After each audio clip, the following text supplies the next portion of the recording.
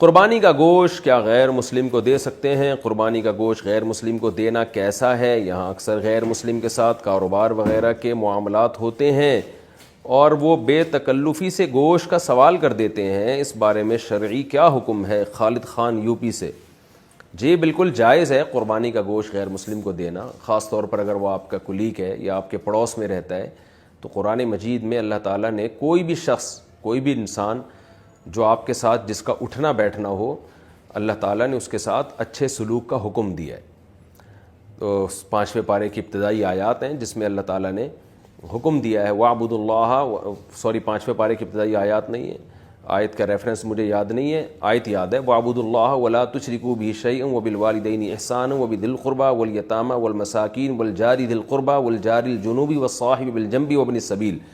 اس میں ہر قسم کے پڑوسی کے اللہ نے حقوق بیان کیے، جو بھی تمہارے ساتھ اٹھتا بیٹھتا ہے، کلاس فیلو ہے، سفر میں تمہارا ساتھی ہے، یا تمہارے گھر کے دیوار کے ساتھ اس کی دیوار لگتی ہے، کوئی بھی شخص جس سے آپ کا کسی بھی قسم کا لنک ہے، تو اللہ نے فرمایا کہ اس کے ساتھ اچھا سلوک کرو۔